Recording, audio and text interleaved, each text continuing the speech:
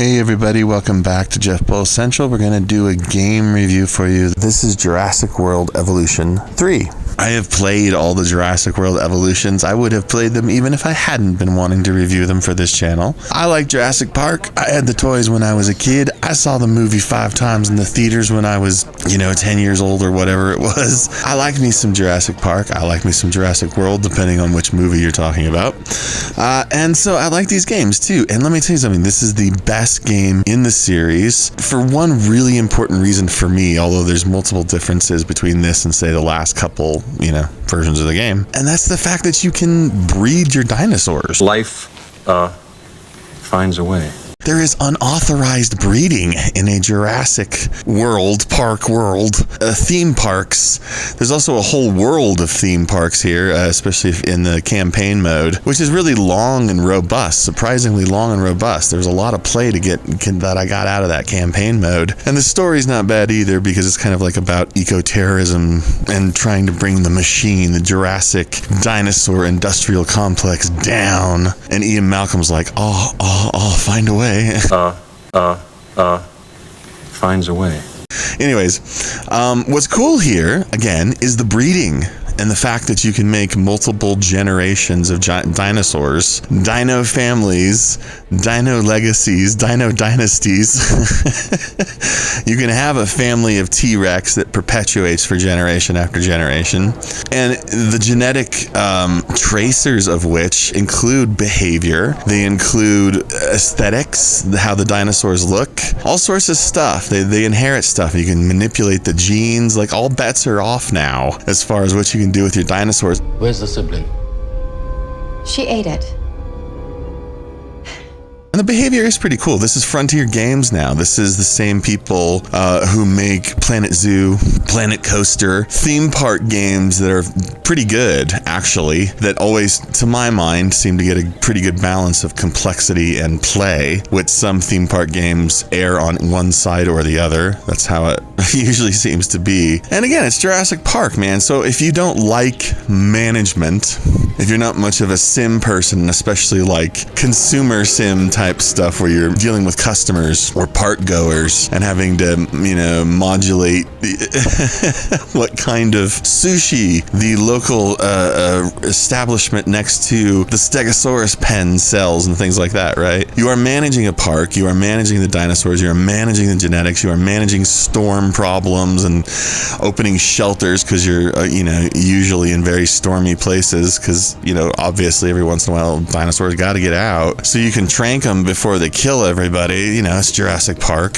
And like I said, the story mode is really robust. It's a lot of fun. I had a lot of fun. I feel like Frontier just gets a great balance for me because I like a good sim, but I don't like to overmanage either, between fun play for sim type stuff for management and overmanagement.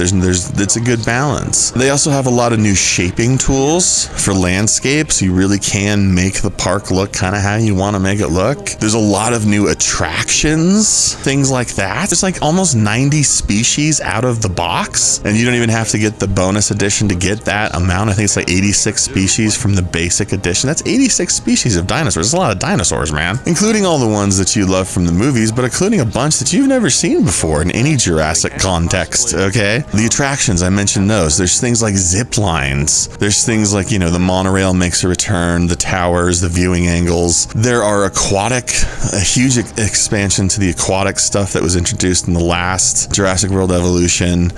All sorts of aviary dinosaurs and domes and,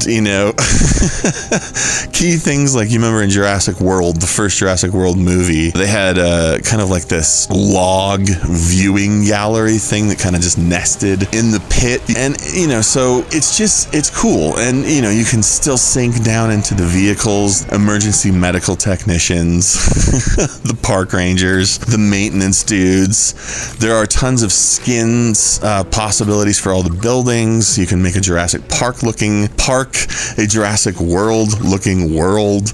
You can make a skins that kind of like based on all these kind of shadowy genetic mod companies that have owned John Hammond's formula throughout the years. It's really robust, man. I hope you can tell that from what I'm describing here. And I don't take anything for granted with this game. Like I said, I grew up on Jurassic Park. I was just the right age when the original came out, and I've enjoyed many of the movies, if not most of the movies. Some of them are kind of and it's kind of a worldwide phenomenon, and this game is in the right hands, and I feel like third time's the charm. Like I said, this is the best in the series. I know how to play it intimately because I have played the first two quite a bit. But what really surprised me was, there was this point, the first time I got the T-Rex, right? T-Rex and Velociraptor are like the holy grail dinosaurs if you're like me and you grew up with the originals. I got in the pen with the T-Rex, and I knew that the T-Rex was one of my adults was skittish, and the other one was kind of a terror,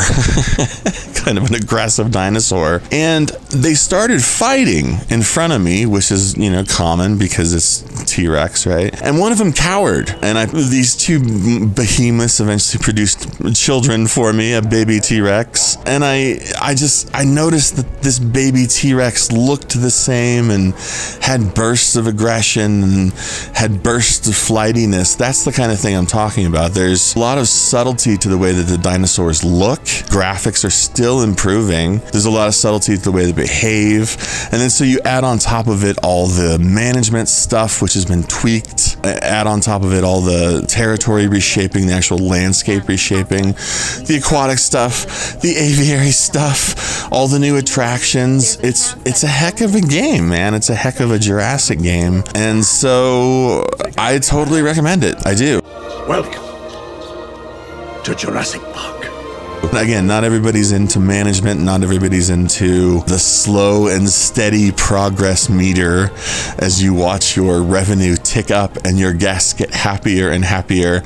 And there's not enough bathrooms over here, that kind of thing. But if you are kind of into that and you actually do like just kind of plunking in front of the TV or your PC or whatever and injecting a lot of time into the creation process, there's a lot to mine here. And like I said, the campaign is a lot lengthier than I expected. There's some good stuff here. There's a sandbox mode. There's a challenge mode. There are things that harken to every single era of Jurassic now because we have many. So yeah, I'm going to give Jurassic World Evolution 3. I'm going to give it a 9 out of 10. And that really is a very high score for a sequel. And people will argue, and that's fine. Opinion. But I really do think that this is worth your time, especially if you enjoy the franchise, if you enjoy the genre.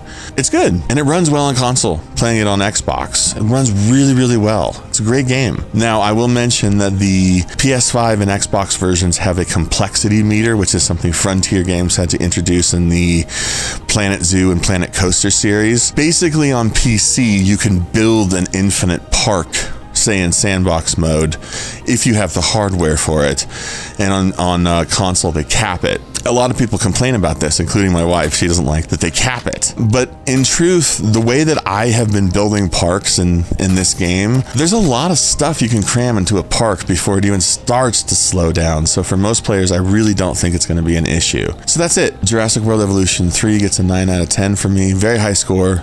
Well deserved, in my opinion. Pretty cool game. Like and subscribe, everybody, if you want to. If you don't, I'm gonna send some compies after you. Compithagosaurus into my son. They eat they one snack at a time. I'll just leave it there. Or a Dilophosaurus, and I'll spit acid. I don't know. There's so many ways. Bye.